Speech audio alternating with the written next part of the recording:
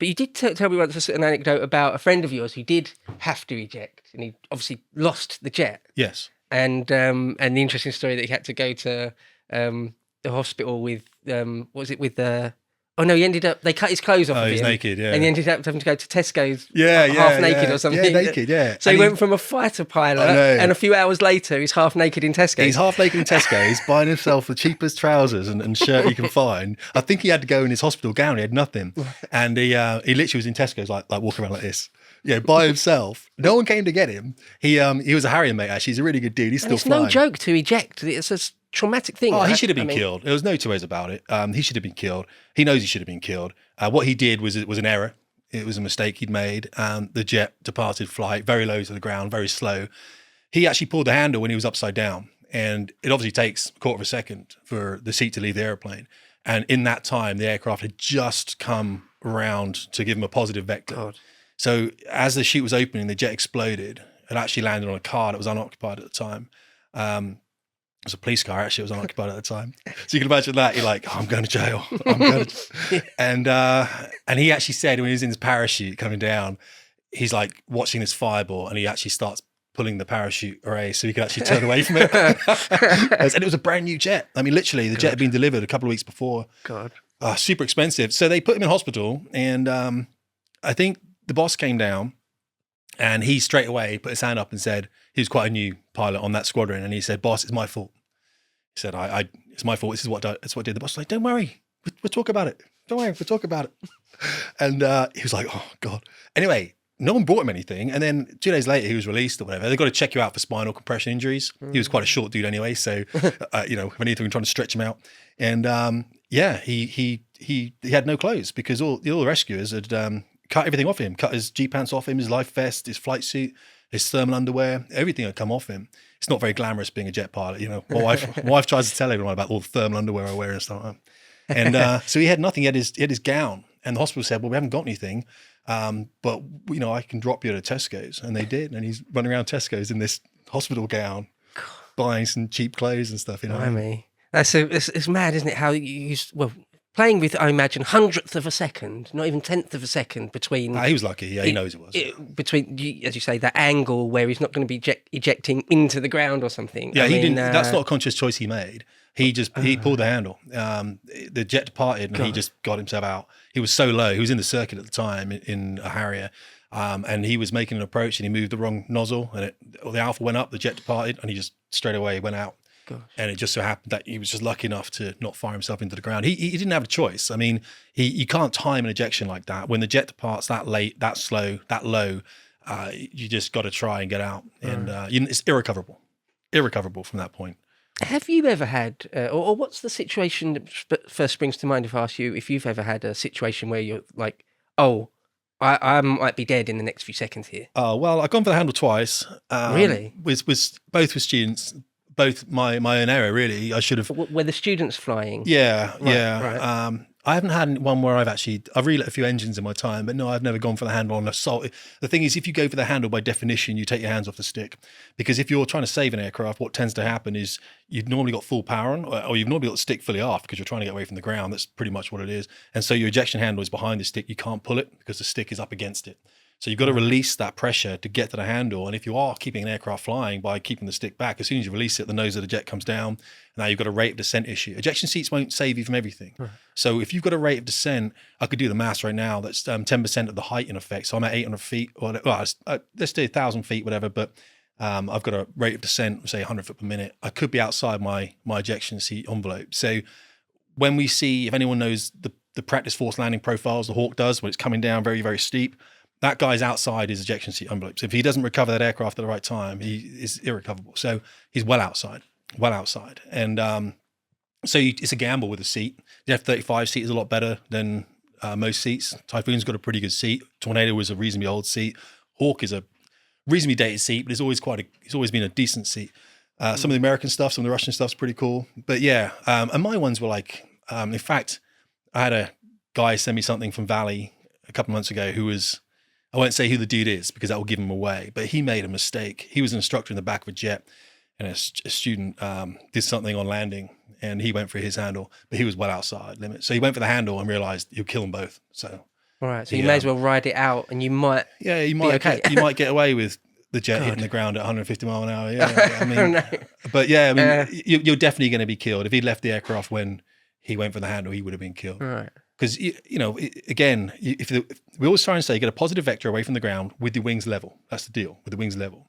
If you're banked over a little bit and you're too close to the ground, the seat's going to come out, the parachute's going to try and open, but you haven't got the height, and sometimes the faster you are, the better you are, because the parachute needs to inflate behind you.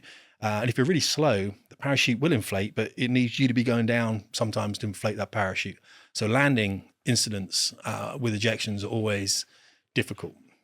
Always. But it doesn't normally happen. I mean, students make mistakes, and are you not pissed off with them after? Like you nearly killed us. I would have killed half my instructors probably as a student as well. I mean, the problem is, as an instructor, sometimes you get complacent and your hands aren't where they need to be, which is just shadowing the stick and throttle, not touching them. Students get a lot of experience. You end up trusting students a lot, and then they make a mistake. And sometimes your hands are up here because you're relaxing as an instructor in the back seat. And sometimes I almost killed an instructor once when I was trying to demonstrate what students do. And I put the aircraft into a position, I still remember now, where I put the aircraft on landing into an almost irrecoverable position. And I'd actually got my, and this is a lesson for people that are instructing, I'd actually set my training instructor up in the back. He has to pretend to teach me as an experienced, he's teaching me I'm pretending to be a student, basically. I'm pretending to be a student. But you've got to be a very experienced instructor to pretend to be a student. And I was an experienced instructor. I hadn't made this mistake before though, and I did. And in the circuit, I was landing my aircraft long, so a little bit further down the runway each time. We try and land on the numbers for the runways at the very beginning. I was landing it long. I was pretending to be a student that was like floating the aircraft on, being a bit fast and landing a bit down the runways to get him to talk me back on. The whole point, he has to say, let's try and bring the touchdown point closer to the end of the runway, because then we've got time to stop if we have to, whatever. We always try and land on the early part of the runway. And so I wanted him to tell me to do that, to bring that back. And he did tell me. He told me really late in the approach. So what I did is push the nose down. And of course, what happens is I then affect a massive rate of descent on the aircraft when the aircraft is also slow speed and I haven't got the control authority to be able to recover it. I thought I was, but the nose went down. And immediately I remember thinking, no, you've done this. And I put the power on and I brought the stick back, and we literally we must have missed the ground by like 20 feet or something. When the gear wasn't down. Yeah, we were all configured, but we would have smashed that jet up. Right. Like, no two ways about it. We were in a really bad place. What was that, a Tornado you were No, in? that was a Hawk. Right. That was a T1. And afterwards I got out of the jet and I said, I made that mistake. Like, dude, 110%. Because I remember him in the back was like, I remember there was like a gasp of air in the back. But it was, the whole point was I was trying to get across to him. If you tell a student to bring that touchdown point earlier, he will do that. And he doesn't realize doing that is going to cause it. I didn't do it like a student would do it, because a student would fly into the ground. That was the whole point, was that student will do some crazy things in that airplane that you've never seen before. Like, Right. you've never seen, I did a crazy thing that I'd never really done before either. But that was the whole point, was trying to get the lesson across. And from then on, his hands were like on the control. So It's like that thing. I've heard people, race car drivers, motorbike racers, people even that do climbing. I was watching a documentary about free climbers the other day, and sometimes they say things like, it's a calculated risk. It's like risk management. Yeah, risk management. It's an exercise in risk management. Yeah. But they say things like, at this moment, if things go awry, at this moment, it's bad. So, for example, I've heard people say, I'm climbing a rock face and everything's okay, but if my grip just right now there's nothing. It's irrecoverable, something irrecoverable position. You see, I've heard even F1 drivers say that it's all well and good, but a particular apex of a particular corner, if you lose the back or whatever it is, you're done. And so it's in your mind a lot. And I wonder just if that must happen, like you say, when you realise, you've got all the experience to know that if something goes wrong in this little window, there's not really anything that can be done. And so my question, I suppose, is that something that prevents you from performing at your best? Or is it something that affects you, or do you have to ignore that, essentially ignore it? Because, like a race driver, he's got to ignore that that's a very, very dangerous apex, and he's got to take it at race speeds. Yeah. Is it the same in a fast jet, where you've just got to ignore that? Well, sometimes you die. Let's be honest. Sometimes you die. You hopefully you won't, and you do everything you can to mitigate against it. I think we had a chat last time where I said I knew better pilots than me died. And that's hard to go to work the next day when the dude, you always hear it. Someone will say, did you hear what happened on 25 Squadron or something? And you're like, no, what's going on? Well, they've just lost a jet. Well, are there any fatalities? Yeah, there's 2. And you're like, normally you don't carry on flying that day because if a jet crashes on your own station, you stop flying because it could be fuel contamination, right? So everyone just stops flying. Everyone brings the jets back. I've never lost a jet on a squadron I was on. I'm kind of fortunate, but I've lost a jet on the station I was on. And I've left stations and then a jet has crashed. It's the weirdest thing. It's just like, seriously? But so if you people die, and that's just what it is. And I had a lot of friends or people I knew who were better pilots than me that died. And all of them were in control of the airplane when they were killed. There was none, they were all in control of the airplane. That was the thing. So you then go to work thinking, well, he was better than me and he still died. So, but you just go to work and you is a very professional attitude everyone has, and you talk it through and you go flying again. People carry on flying. You try and work out why. That's always a bonus. If you can work out why he died, then you can not make the mistakes again. But I think that's one of those things. But yeah, sometimes sometimes sometimes it's going to be your turn, and you just try and make it not. Risk management is how I would describe that role as well as a pilot. You're a risk manager because sometimes you're going to get shot in the face with a missile, or whatever, when you're, or some. It's just one of those things, and you try and do everything you can to make sure it's not you. That's the thing, and that's what the training's for. So yeah, it's. Have you ever been training someone and they've done something absolutely ridiculous, and you've been, how have you got this far in the training and you still think that was an okay thing to do, or where they go to do something and you realise that's bad and you have to stop them? Students will do that because students are learning, and you don't hold it against a student. I wouldn't even fail the trip normally, depending on what it is, because if you fail the trip, you've got to fly it again, and there's a confidence issue and everything else. We don't want to do that. So if we get learning value out of it, that's great. Let's look at the tape, look at the flight tape, and we get the student and debrief. And what I try to foster when I left was a really open, honest culture, and I'd do that by even coming back from a trip and pretending I'd make some mistakes so that the students would open up that more. I mean, sometimes an instructor would come back in and he'd say, I'd have my student in my jet, there'd be another instructor in another jet, because you tend to fly in pairs or threes, especially on the more advanced stuff. And an instructor would come back in and he'd say, can you bring up some errors you might have done or whatever? Sure, yeah, he's made a few mistakes and I want him to bring them up himself. I want to see if he's seen the mistakes, if he's going to be honest about them. Right. Students know, they're clever. And so I'd start off by going, right, safety points, because that's what the first thing you talk about in the debrief is aim, then safety. And I'd say, right, so I missed a fuel call. I didn't tell you what my fuel was, and that's really bad because you don't know then, and therefore you don't know when we should be going home. And I did this as well, and I missed this radio call here.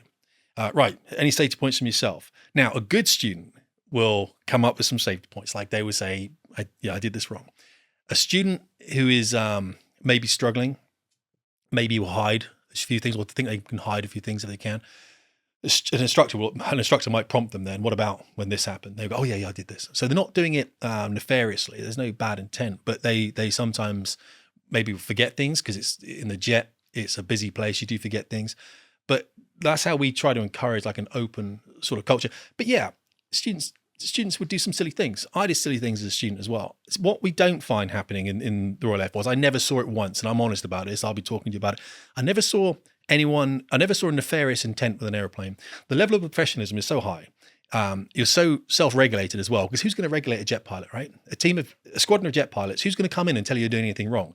It's like me going to a special forces unit. I know nothing about special forces. Who regulates special forces units? Other special forces guys. Right. That's who does it. Right. So, who does that? We do get checked out by something called Central Flying School. And these are very senior guys come over and just say, just having a look at you guys, making sure everything's cool, and that's pretty good. And my job was to try and regulate flying. I never really saw any poor flying on any squadron I was on. And people will call me out on this. And I'll be like, well, define what poor flying is. Poor flying would be breaking rules intentionally. And I never saw anyone fly too low intentionally. Yeah, they set the rad out bug off, the radar altimeter warning bug a few times. I do that all the time because you're trying to be at that height and the bug's only set for 10% less than the height you're trying to be at 250 feet. You set it off 2 or 3 times in a sortie. That's probably a bit too much, but once or twice it's going to happen. And students will do that. And I never saw anyone fly under a bridge you'd be chucked out for that kind of shit. You can't do that. And also, by the way, you're on the squadron, a pilot's behavior reflects on the other pilots on that squadron. So if I'm being a dick, they're going to look like dicks as well. And if that guy's being a dick, all we're going to do is take him to the bar and smash him up. You know what I mean? So nothing like a bit of violence on a squad. You know? Right. Well, I don't think that stuff's done anymore. That's it. To watch the full video, please become a premium member at lotuseaters.com.